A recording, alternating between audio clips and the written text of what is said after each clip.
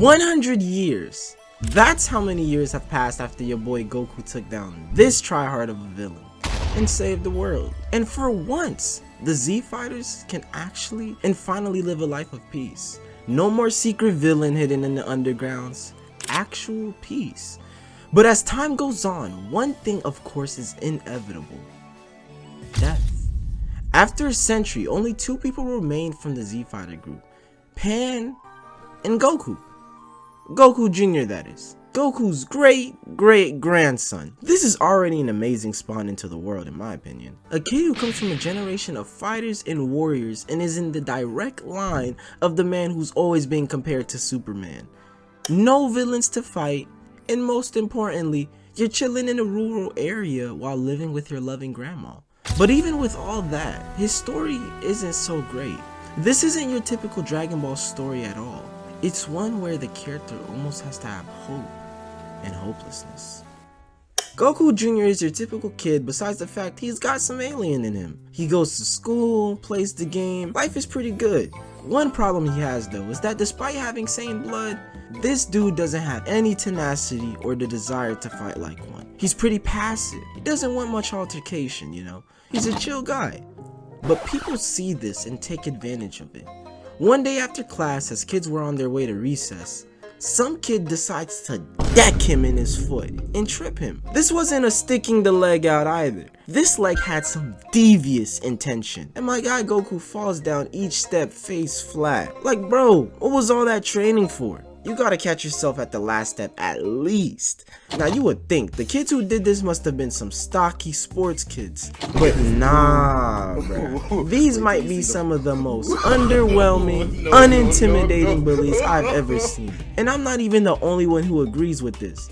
After these bullies take his pen and he tells his grandma, this is basically how the convo went. You let them rob you? Yep. And you didn't fight back? I mean, nah, I could just buy another one. And if I fought, I would have got whooped. Now mind you, I did say 100 years have passed. I'm not sure if it was because of age or just the sheer amount of shock Goku's responses gave her. But she has a stroke. Now I know the vibe of this video has been funny or whatever, but this was some real serious stuff. Out of nowhere, she just passes and falls to the ground. Sirens start ringing and the kid is left all by himself with his grandma, his mom, his provider, just in his hands. This man's in the hospital. When he asks the nurses if she's gonna be okay, even they can't guarantee anything. This man runs out, crying in the rain, all alone. You slap some Mac DeMarco behind this and it's a recipe for sadness. This type of event though changes a kid. It forced Goku to grow up faster than he was supposed to. He remembers one more thing though that his grandma said to him. The Dragon Balls. The orbs that have the power to grant any wish. And where else to get one than at the home of his great-great-grandfather. Now with an instilled determination, my boy Goku is not playing anymore. He packs up his bags to the brim and sets on the road by foot. Is he a little bit cuckoo for doing something like this by walking? Yep. He most definitely wasn't thinking this through. But with the fuel of his grandma in mind, nothing is getting in my boy's way. Seriously, not even them bullies. Those same guys catch him on his way there and try to press him.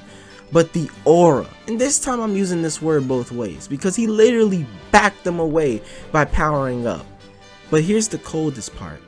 The head of the bully pack stands his ground, and this man Goku walks right by him.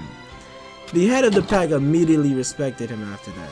He's a different man now. There's a lesson in this for those of you who may be getting bullied out there. If you simply show your will to stand up for yourself, even if you lose, the bullying will probably stop.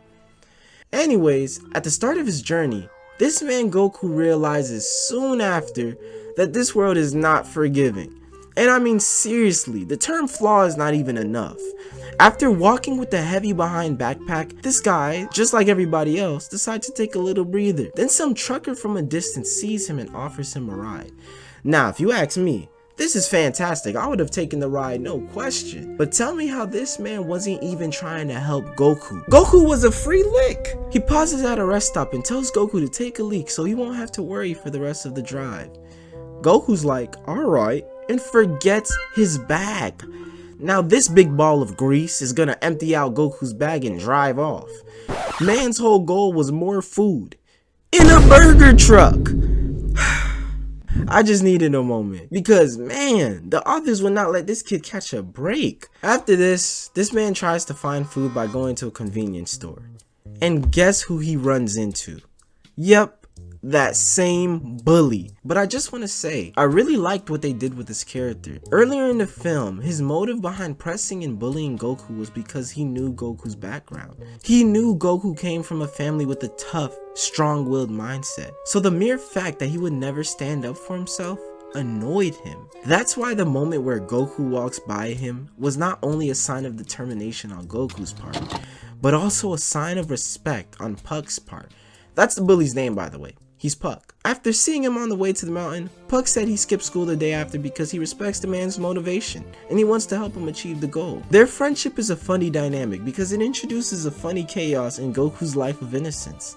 Driving on highways with a motorbike, doing store trips, and they end up settling at a camping spot. This was the moment where they truly built their friendship. Two kids camping in the middle of a keep out zone wasn't the best idea though. There's a food chain out there in the middle of the forest, and with no materials, Goku and Puck were at the bottom. Now the wolves that were lurking out there started sprinting after them. Now everyone knows the adrenaline that we get when things hit the fan. For Goku, it's like that. Times 1000. His same powers just kick in. During the chase, Goku hurdles 100 feet in the air and lands on a tree. Then he starts crying because he doesn't even know how he got up there. Now some lady who lives nearby this wolf field keep out area comes and saves them. I hope you know where I'm going with this. She takes them back to her place, feeds them, and even has a room for them to stay. Turns out though, this woman was really a monster. Wow, who would have thought? But I'm glad that Goku learned his lesson from that trucker, because he looked at Puck in that room and was like, nah, something's not right here, bro. Let's dip. They got spared from being food, but that monster lady notices that they left and hunts them down. She almost gets them, but that fight or flight kicked in, and Goku uses that hidden power he got within him and just pushes her away.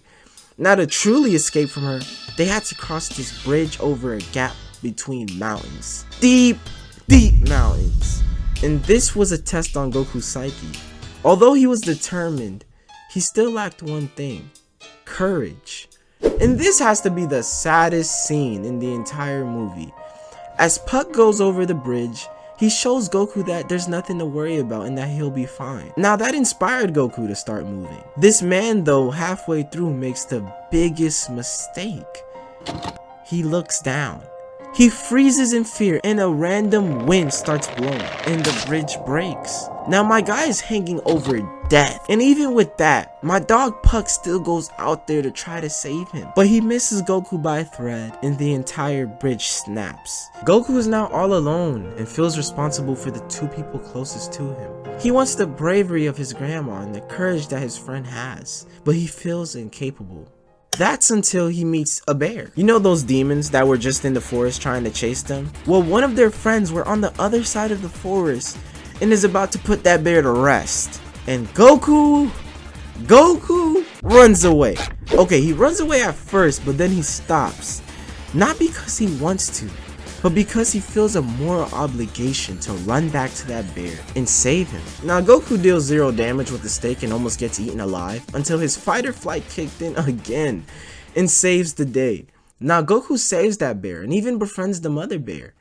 But even with that being said, them demons was not going outside like that. So they had the boss pull up. And as the mother bear sees this, she puts her life on the line. Now Goku uses this opportunity to run away with the baby bear. But the baby bear was not going for that. That's his mom. Let me go. But honestly, he was just running to his own death. And although these were just bears, this was going to be another group of befriended individuals that were going to die right in front of him. This idea sent Goku into a fit of rage, and my boy unlocks that power. Yes sir, my boy is looking clean. Heem. 5 hits and he's got him wobbling. Wait, he's not even done yet. Why is my guy standing like it's over? Who is he feeling like? Oh yeah, he's done. GG's. Craziest thing about all this is that Goku doesn't even remember this fight. He thought the bears put him out. And as crazy as this journey was, my guy Goku finally does it. He gets to the Dragon Ball. He can finally save his friend, his grandma, and get home safely. Now I'm sure if you're watching this, you know how Dragon Ball works. This man did all of this for one Dragon Ball, and we all know he needs 7. So the disappointment and grief here was unimaginable. He's crying, he's yelling for Shenron, and ultimately gives up until Goku shows up. Goku explains how he needs 6 more Dragon Balls and was like a father figure here. Pan and Puck actually ended up being alive and well, and Goku tells him that it was his bravery and courage that saved everyone. So Goku Jr. does have a happy ending after all. This story was honestly a low-key one. It didn't have some super strong villains, but it framed the story amongst this kid who had to really develop his own character. If you enjoyed this video, please like and subscribe. I mean, you already made it this far. And let me know if you guys would want more videos like this in the future. But thanks for watching. God bless and peace.